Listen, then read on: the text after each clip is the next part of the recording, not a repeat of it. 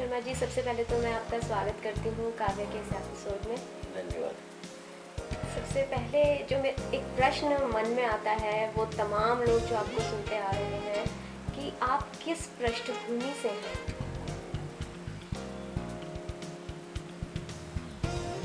पृष्ठभूमि से तो कोई मतलब नहीं होता। मैं वैद्य परिवार से हूँ।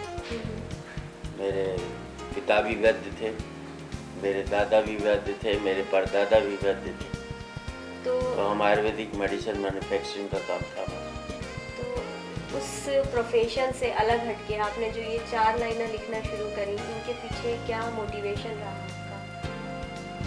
मैंने मोटिवेशन तो किसी को माना भी नहीं मैंने, और ये कि कभी समय सुनने जाता था। उसमें राजस्थानी के कवि विमलेश जी थे, मेरे बड़े प्रिय कवि थे, उनको ही सुनने के लिए जाता था। कॉलेज के दिनों में हंसी मजाक करते थे, उस हंसी मजाक में कविता लिखनी शुरू कर दी। वो कविता है भी नहीं, वो आज भी नहीं पता। तो जो ये 4 लाइनें लिखने का सिलसिला है, इसके पीछे कोई कारण रहा? क्योंकि आप 6 लाइनें भी लिख सकते थे, 8 भी लिख सकते थे, 2 भी लिख सकते थे, लेकिन जो मशहूर हुई वो आपकी यही चीज़ें हुई कि मैं 4 लाइनें सुना रहा हूँ। इसलिए कि ज़िंदगी में जो भी बात की जाए वो कंसंट्रेट करके की जाए। एसेंस जो है, कोई बात आप 20 पंक्तियों में कहो, उसको आप 4 पंक्तियों में कह दे तो उसका ज़्यादा असर होगा। अगर 2 ही पंक्तियों में बात कही जा सके तो उससे बड़ा असर होगा। आपका जो हास्य है वो आप कितना भी रोके सुनने वाला अपने आप को रोक नहीं पाता हंसने के लिए, लेकिन जब आप सुनाते हैं तो जो आपके फेशियल एक्सप्रेशन है, यानी जो आपके मुख पे जो भाव है, वो कुछ नहीं होते। आप बिल्कुल एक सपाट चेहरे से अपनी बहुत ही गहरी बात चुटकुले के अंदाज में कह जाते हैं। उसके पीछे क्या राज है? एक तो ये कि मेरा मानना है कि आदमी को जो भी काम करे वो सीरियसली करना चाहिए, चाहे हंसी का ही काम हो जी। और दूसरी बात मैं ये कहना चाहता हूँ, इस संसार में हर आदमी खुद हंसने की बजाय दूसरे को हंसाना शुरू कर दे तो मैं समझता हूँ संसार की कोई भी समस्या नहीं रहेगी। जिस वक्त आपने कविताएं लिखनी शुरू करी और मंचों पर उन्हें पढ़ना शुरू करा, तो जो कविताओं का दौर था वो एक अलग अंदाज का था। तो ऐसे में आपने क्या महसूस किया जब आपने एक अपना नया अंदाज लोगों के सामने रखा, लोगों ने वाहवाही दी? ये अंदाज आपको लग रहा है नया है, लेकिन उससे पहले मैंने बताया ना, विमलेश जी भी राजस्थानी में पढ़ते थे और इसी अंदाज में पढ़ते थे। आपकी कविताओं में आपकी पत्नी ज़रूर शामिल होती है, चाहे वो राजनीति पे कटाक्ष हो, समाज पे कटाक्ष हो, तो इसके पीछे क्या कारण है? दूसरों की पत्नी आ जाएगी मेरी कविता में, कभी तक जिंदा ही नहीं बचता। अपनी पत्नी आई इसलिए बच्चा मांगा। आपकी पत्नी को ऐसी कविताओं से कभी कोई गुरेज नहीं किया? नहीं, उसको कोई गुरेज इसलिए नहीं हुआ क्योंकि सारा पेमेंट वही लेती।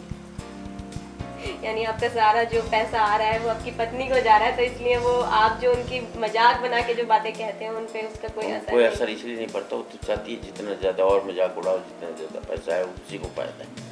मैं तो उसकी तरफ से डेपुटेशन कर रहा हूँ। सही काम है।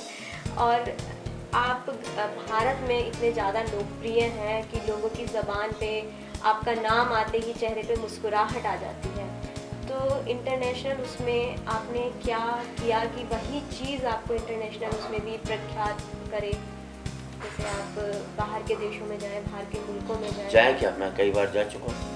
हाँ, तो 5-6 बार तो अमेरिका जा चुका हूँ। तो आपने कैसा महसूस करा कि वहाँ के लोग जो सुनने वाले हैं, वहाँ के लोग कोई दूसरे थोड़ी हैं तो भारत के ही ना, कोई अमेरिकन थोड़ी सुनने आते हैं। तो कुछ वो जो हिंदी के जानकार हैं वही तो सुनने आते हैं।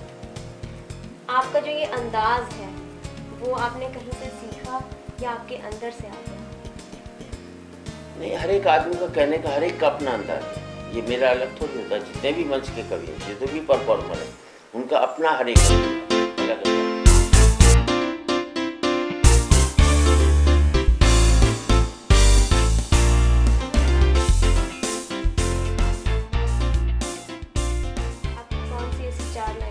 जो आपको कभी भी भूल नहीं पाते हैं,